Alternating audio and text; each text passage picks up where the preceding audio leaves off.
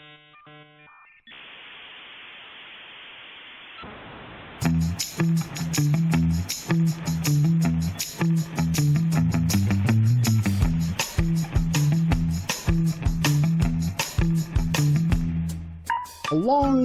long time ago, probably in the early days of my love of history, I read about a man who, more than any other singular human being, was responsible for the foundation of his nation state. Not even in America. I mean, it's easy to say George Washington was the father of our country, but not even George Washington was able to single-handedly do as much to form his nation as Otto von Bismarck. Von Bismarck was the man who was known as the Iron Chancellor of Germany. He is the man who essentially unified all of the Germanic states in the late 19th century or the mid-19th century and formed what would become the Empire of Germany, the Imperial Germany. Bismarck was a man who was driven by his realization that the end goal, a unified Germany, was the most important goal, and that all the other things that might detract from that, while worthwhile, were not the real aim of what he was trying to do. He adopted a philosophy created by another German writer who is lost to me at the moment, but I think it was von Heiber. I don't remember. Anyway, the name of the policy was the Realpolitik, and the idea here was that you set aside moral or ideological considerations in favor of the ultimate goal.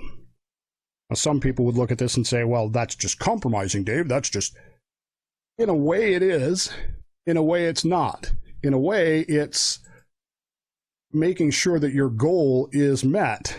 And if your goal is met, well, you can compromise on a few things. In many ways, our Constitution, the negotiations of our Constitution, were a fantastic example of the Realpolitik. Yes, slavery is bad. Yes, I wish we could end slavery, but there's no way we can have a unified country, a United States of America, that might someday actually be able to end slavery. If we try to do it now, it's not going to happen. The problem with Realpolitik and the problem with Otto von Bismarck was he was able to get his way on many things because he was a chess player. I mean, he really was in the international political scene. He understood the art of the possible. He understood what could be done, and he did that carefully and without upsetting the balance of power. He was trying to isolate France from all the other allies, and he was quite successful at doing so. Until, well, along came Wilhelm II. Wilhelm II was, of course, the new emperor. First emperor, Wilhelm, had passed on. His son had ruled for a mere 90 days before dying of throat cancer. Wilhelm II came to the throne with an inferiority complex the size of Montana. This man was bombastic. His own grandmother, Queen Victoria, thought of him as a, quote, mean child. And he was determined to, in a very zealous way, avenge what he perceived as wrongs against him. What were these wrongs that he perceived against him? Well, in a deep psychological thing, you could say there really weren't any, but he certainly had this perception that people had picked on him, people didn't like him. He had a physical deformity that caused him to be somewhat self-conscious.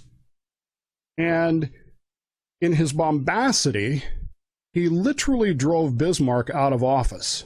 He disagreed with Bismarck's Realpolitik. He didn't like that. He didn't care about rattling swords. He didn't care about doing those things, and he literally drove Bismarck out of office. And one could argue that he drove the world, the entirety of the world, into World War I, with his zealous desire to right some wrongs that had been committed against him in some form or another. World War I, of course, is ancient history. I mean, it ended more than 100 years ago, but we still deal with the outfall of that war. The Treaty of Versailles was signed in 1919. It was an example of using zealous revenge to literally crush someone who had done something that you didn't like, someone who had cheated you, someone who had abused you. And the governments of France, England, and other nations sought to punish Germany to the extent of essentially eradicating them financially. The war, the Treaty of Versailles, would lead to many problems. Many of the problems we still deal with today, such as in the Middle East, where other treaties that were signed divided the Middle East in ways that made absolutely, still make absolutely no sense. In a world where tribal affiliations were king, we just drew lines in the sand along Mercator lines and declared, okay, here you are now. This is who you are. We told some people that we would support them and then we didn't, and so forth and so on. And many of the problems that are related there still haunt us today. Biggest problem of Treaty of Versailles, of course, was, as many have already noted, that it was just simply an attempt at revenge. That's all it was. It was a zealous attempt to smack down Germany. And in the process, it led to worse atrocities and worse insults in reverse. Now Germany felt that it really had been insulted and spurred on by the Hitler Party, spurred on by those who felt that they had been betrayed. The Germans sought revenge for the Treaty of Versailles. And of course, this led to the Second World War.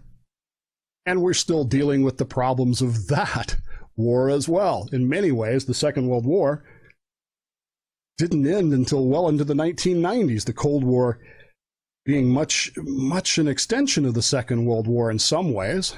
Not every way, but there you go. This idea of zealotry and revenge is problematic. I mean, it really is. When you feel like you have been wronged and you're going to get revenge for that, you don't think in terms of realpolitik. You don't think in terms of how can I achieve my aims? How can I realistically, functionally achieve what I'm setting out for, as opposed to how can I bitch slap the people that wronged me? The concept comes in. Well, how long should we put up with this? How long should we take this abuse from the other side? A couple ways to answer that, I suppose. The first is, well, if you believe that God is in charge of things, then aren't you sort of obligated to put up with it as long as he allows it to happen? I know that's a flippant answer, but it reflects, in my view, some of the problems with the idea of zealous revenge about people. Oh, I'm going to get them back. We're going to get them back for what they did. Are you? Are you really going to do that? Because it really hasn't worked out well in history, has it? If you're not going to go down that road, there's a second road you can take. Plan. Realpolitik. Think long game. One of my favorite moments in my life was Super Bowl 32. Maybe you know this, maybe you don't. Maybe you don't even care. I was born and bred a Bronco fan. Well, not born, because we moved to Denver in 1966, but the Broncos were a doormat in 66. We lived 3 blocks from the stadium. We grew up hearing the roar of the crowds at Mile High Stadium. I love the Denver Broncos. Maybe not with the passion of my youth anymore, but sitting through 4 Super Bowl losses, each successively worse than the last, takes a toll on a fella. To the point where by 1991, when the Broncos would be in the playoffs and we would be on the verge of going to the Super Bowl, there were people who would actually say, let's just lose in the playoffs because we don't want to get pummeled again in the Super Bowl. And in 1997, when we went to the Super Bowl 32, we were the largest underdog since Super Bowl III. That's in the Colts back in Super Bowl III. And there were people saying the Broncos are just going to get absolutely, I mean, it's not even going to be close. It's not even going to be a game. And of course, history took a different turn, and the Broncos not only won the game, but in many ways dominated the Packers and proved that the Packers were not the team of destiny that they wanted to pretend that they were. In fact, it was the Broncos who were on the rise and would go on the next year to do even better, win the Super Bowl again. The amazing thing about that game, though, and what virtually no one recognizes, is the Broncos could have gone into that game with an attitude of, we're going to take revenge for all of our previous Super Bowl losses. We're going to be zealous and get that revenge. Didn't. They sat down at the table, the coach then, Mike Shanahan, and they had a plan for what they were going to do. And it was a very interesting plan. It's a plan that doesn't get discussed at all. People think about Super Bowl 32, they think about Elway's helicopter play, Terrell Davis's headache. They don't really understand what happened in that game. The Packers had a defensive back by the name of Leroy Butler, who was one of the leading defensive players in the world at that time, and he was the heart and soul of the Packers defense. I mean, he really was. Do you know that on every single play that the Broncos had, every single down of that game, someone on the Broncos offense was designated to and followed through with hitting Leroy Butler legally, blocking him, chipping him, whatever. On every single offensive play that the Broncos made that game, they hit Leroy Butler. And by the third quarter of the game, if you watch it now, you can see that Leroy Butler is almost running away from plays to avoid getting hit. He doesn't have any interest in it anymore. And by the fourth quarter, the Packers defense is just mauled. They've got literally nothing left. One of my favorite pictures is that big guy, I can't think of his name now, sitting on the field just like a beached fish. He's just breathing like that.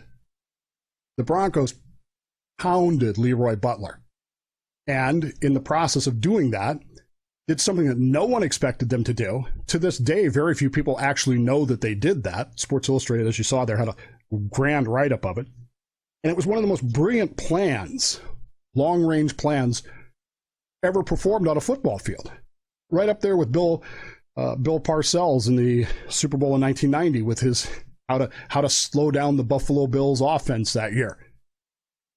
Long-range planning, paying attention to the realpolitik of the situation, not getting consumed by your zealous desire for revenge or whatever, enables you to see much clearer what can and cannot be done, what should or should not be done. Germany was consumed by its jealousy and its anger, fanned, of course, by the Hitler Party over the Versailles Treaty. The ultimate destruction of Germany because of that should teach us a moral lesson. It should teach us lessons about whether or not we go after something zealously and with hatred and revenge in our hearts. How long? These people have been pushing us around for so long. How long do we have to take it? Well, what's your plan for it? What's your plan? Rather than just, I'm not going to take this anymore, and so I'm going to take a swipe back. I'm going to do exactly to them what they've done to us, which ultimately doesn't work, does it? The Talmud says, by the way, one who takes revenge due to his zealotry destroys his own house. When you look at this in history, you see this over and over and over again. Over and over and over again. But those who plan, those who take the long view, those who look at something that's happening and say, okay, we need a way to get back to what we want with the realpolitik of the situation, rather than simply lowering ourselves to the same level are the ones who succeed over and over again, aren't they? You think about that in the real world today. I think that there are those who are starting to realize that there are better ways to handle what's going on. Longer range, longer vision things. Keep in mind, it doesn't matter what election you're talking about, there's somewhere between 3 and 5% of minds that have to be changed. You don't have to change 50% of the people, you don't have to change 20%, it's 3 to 5. If your actions aren't aimed at changing the minds of those 3 to 5% of people, are they going to be effective? If you're so focused on your zealous revenge, what are you going to destroy? Yourself or your enemy? History teaches us that it's yourself. But then again, it also teaches us that those who don't learn from the past are doomed to repeat it.